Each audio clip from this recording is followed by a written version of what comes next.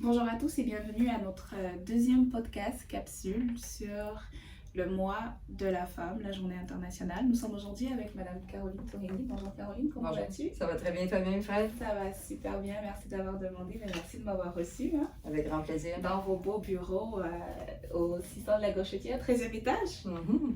Comment ça va? Comment va l'équipe? L'équipe va très bien, malgré la situation économique qui n'est pas nécessairement facile là, pour le domaine dans lequel nous on est. Ça se passe relativement bien.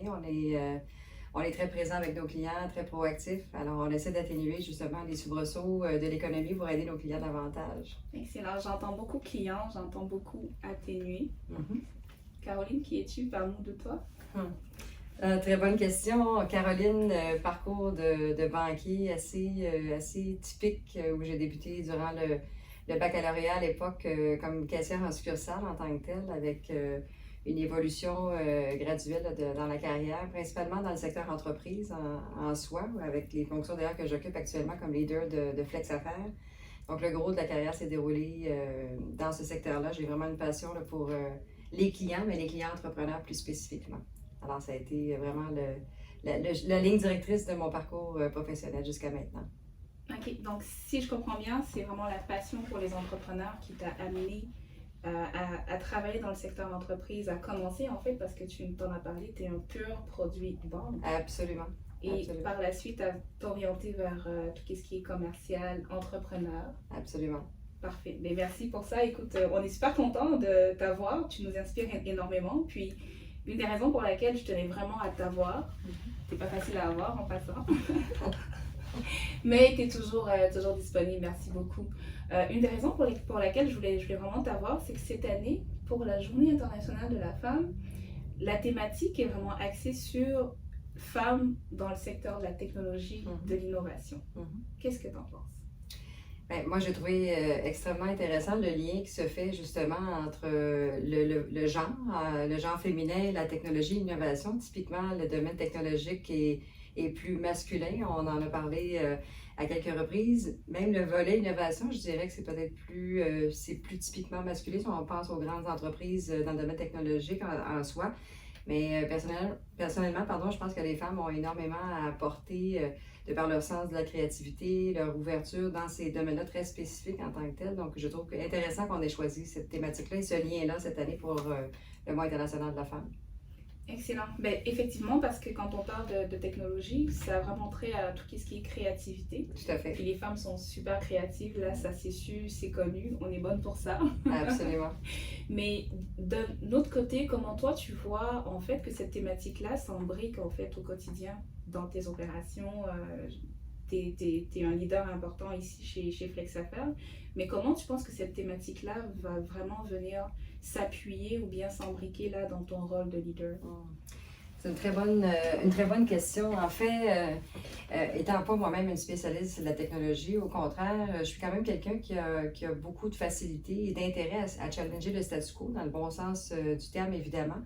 Et je crois beaucoup à la technologie pour nous rendre meilleurs au niveau de nos clients, au profit de nos clients. La technologie ne remplacera jamais les êtres humains et les interactions humaines. Nos clients demandent d'ailleurs des interactions humaines dans un monde extrêmement technologique malgré tout. Mais pour moi, la technologie, c'est un facilitateur. Un élément qui accélère certaines transactions, certaines façons de servir notre client, la mise en contact, comme je disais tantôt, certains processus.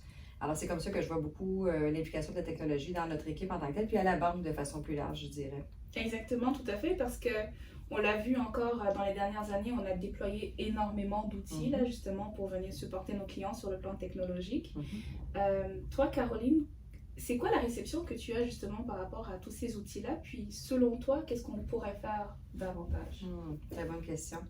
En fait, je dirais dans l'équipe que j'ai la chance de l'aider depuis quelques années déjà, on a été précurseurs dans plusieurs des grands projets technologiques au secteur entreprise, entre autres. On a été souvent les premiers déployés, les premiers pilotes, les premiers tests. Alors, il s'est développé une certaine agilité dans l'équipe. Moi, comme leader, ça m'a amené ailleurs, évidemment, en termes de gestion de changement, réflexion en mode efficacité, technologie, processus en tant que tel. Alors, c'est vraiment ça l'intérêt pour moi de façon générale. Qu'est-ce qu'on peut faire davantage? Écoute, on fait tous affaire avec d'autres entreprises qui ont certaines avancées technologiques extrêmement intéressantes. Alors pour moi, c'est de continuer d'évoluer, continuer de réfléchir et continuer d'amener justement ces changements-là pour rendre ce service-là à nos clients, amener cette facilité-là de faire affaire à nos clients en tant que tel. Encore une fois, tout en n'éliminant pas le volet humain qui est extrêmement important dans le travail que l'on fait quotidiennement, dans mon équipe spécifiquement, mais à la banque de façon plus large. Excellent. J'entends beaucoup en fait dans qu'est-ce que tu dis, gestion du changement.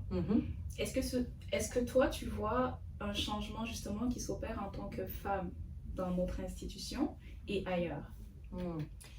Tu veux dire la position des femmes? Exactement, la position des femmes en tant que telle, parce que on est en train de parler en tant que femme. Si moi je prends mon exemple, j'ai évolué dans le passé dans un domaine qui était quand même pas mal compétitif, puis très très masculin. Mais au fil des années, je réalise qu'il y a une évolution de mentalité, un changement. Absolument. Puis il m'est arrivé même d'ailleurs d'avoir des fois des clients qui préféraient être servis par des femmes. Tout à fait. Pour plusieurs raisons. Donc, comment toi, justement, en tant que pur produit bancaire, c'est la raison pour laquelle j'aimerais ça avoir en fait ton point de vue par rapport à ça. C'est quoi en fait que tu vois? Quelle est la différence que tu vois? Est-ce que tu vois qu'il y a une évolution versus des années? Parce que tu es peut-être mieux placé que moi pour le voir. Déjà moi, à mon niveau, je trouve que les mentalités peuvent ou pas avoir évolué. Est-ce que c'est le cas? Et est-ce que c'est assez? Je pense que les mentalités ont évolué, effectivement. Moi, je le vois. J'évolue, comme je disais, plutôt dans le secteur entreprise depuis les tout débuts de ma carrière, un secteur qui est typiquement masculin historiquement, avec une percée quand même intéressante des femmes avec les années, mais je vois clairement une évolution. Si on regarde simplement la banque, le comité, la haute direction là, qui est à parité de mémoire, ou en tout cas avec un nombre intéressant de femmes au pouvoir en tant que tel. Donc pour moi, ça c'est une avancée qui est extrêmement intéressante. Est-ce qu'on peut faire plus et mieux? Assurément.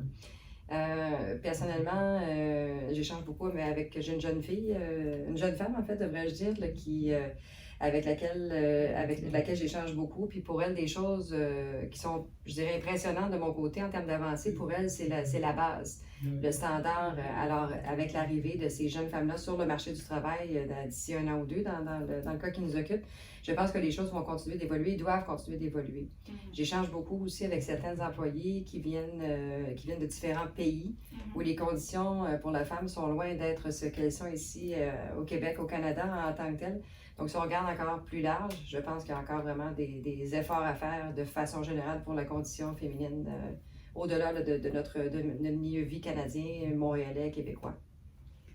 Merci beaucoup pour ça. Si demain, Caroline, on te donnait une petite baguette magique puis on te demandait de changer une ou deux choses, ce serait quoi? À la banque ou de façon générale?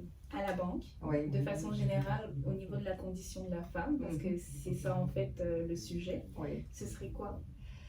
Si je parle de façon générale, pour la condition de la femme, moi, toute la question, j'ai parlé des défis dans certains pays au niveau de la condition féminine. Pour moi, l'accès à l'éducation des filles très jeunes est extrêmement important. D'ailleurs, quelques causes qui me tiennent à cœur supportent des jeunes filles, jeunes femmes, mères ou pas, mais je crois beaucoup en l'éducation des femmes qui amène une société personnellement plus évoluée, qui donne de meilleures chances aux enfants aussi pour la suite des choses. Alors, si j'avais une baguette magique, ce serait de permettre ça justement, qu'il n'y ait plus de soucis de cette nature-là pour l'ensemble des femmes au monde en termes d'accès à l'éducation, même droit que partout et même droit que les hommes, principalement. À la banque, en tant que telle, puis encore là, je ne veux pas que ce soit cliché, mais je pense qu'on travaille réellement pour un employeur de choix. On a le titre, mais on le vit aussi dans le quotidien. Comme femme, je pense qu'on a vraiment un accès privilégié à la banque avec plein de rôles. Puis je dirais même peut-être des opportunités encore plus intéressantes qu'on a eues dans le passé. Alors, pour la banque, je dirais que je poursuivrais dans le même sens. Je pense qu'on est privilégié personnellement de travailler pour un employeur de cette nature-là. Et là, je sais que ça a l'air cliché ce que je dis, mais je le pense sincèrement. Mais moi, je le pense aussi. Écoute, je le vois au travers des années. De par mon expérience, je trouve que la banque dit des choses, mais elle agit également en conséquence. Fait qu'on voit vraiment l'impact de toutes les choses, toutes les actions qui sont entreprises, on le voit de manière concrète. Absolument. J'aurais une petite dernière question pour toi, Caroline. Avec le recul, qu'est-ce que tu dirais, une avant-dernière question. ou une question à deux volets, si tu veux. Avec le recul, qu'est-ce que tu dirais à la Caroline d'aujourd'hui? Puis, Caroline, je peux te le dire en toute transparence, tu inspires énormément de femmes à la banque. Merci, Pas juste des femmes, hein, mais je pense que tu inspires beaucoup de... En fait, ton impact, il est réel de par ton leadership, ta personnalité, ta nature aussi. Tu inspires énormément de personnes. Fait, qu'est-ce que Caroline dirait à la Caroline d'aujourd'hui? Puis qu'est-ce que Caroline dirait à toutes ces femmes qui ne veulent pas être Caroline parce qu'elles ne peuvent pas être Caroline? Tu es unique en ton genre, mais qui veulent s'inspirer de toi. En fait, c'est une question assez à plusieurs volets, avec une réponse qui pourrait être un peu longue. Qu'est-ce que je dirais à la Caroline, en fait, la Caroline plus jeune, j'imagine, qui débute sa carrière et tout? En fait, je pense que c'est d'y aller avec beaucoup d'ouverture, de saisir les opportunités, mais avec beaucoup d'ouverture, saisir toutes les occasions qu'on a d'apprendre, lever la main pour prendre des risques parfois. Des fois, on hésite, on ne se fait pas assez confiance. Je pense que c'est cet élément-là. Comme femme, mère aussi, l'équilibre parfait n'existe pas. Alors, trouver son propre équilibre dans tout ça en tant que tel, avec les éléments là, qui sont importants pour nous en termes de valeur, et s'assurer qu'à chaque rôle que l'on va prendre, on essaie de se retrouver sur son X. On parle d'avoir du plaisir au travail, mais pour moi, ça, c'est pas galvaudé, c'est extrêmement important. Work hard, play hard. Je pense que ça vient avec. Alors, c'est un peu ça que je dirais à la jeune Caroline, mais aussi au futur leader, on va dire ça comme ça. Puis souvent, moi, ce que j'observe auprès de femmes, entre autres, que j'ai eu l'occasion d'accompagner, mentorer, c'est souvent un simple manque de confiance. Le fameux cliché qui dit qu'une fille n'appliquera pas sur un rôle si elle n'a pas au moins 9-10 critères requis. Le garçon risque d'appliquer s'il y a 2 ou 3 critères. Bien, je le vois encore aujourd'hui. Et c'est le défi principal de plusieurs femmes, c'est les propres barrières qu'elles se mettent. Alors moi, je dirais de se faire confiance dans le cheminement et de saisir justement les opportunités pour grandir, se développer, aller apprendre, sortir de la zone de confort, extrêmement important, qui fait à un moment donné que tu te retrouves à des postes de leader, si c'est ce que tu as envie de faire, évidemment, dans le contexte. Excellent, merci beaucoup. Fait que moi, je retiens se faire confiance. Absolument. Sortir de la zone de confort. Absolument. Puis ne pas être la personne qui attend d'avoir 9x sur 10. Là. Exact. Prise de risque un petit peu. Prise de risque un petit peu, prise de risque mesurée. Absolument. Merci beaucoup, Caroline. Merci à toi. C'est super intéressant. Merci.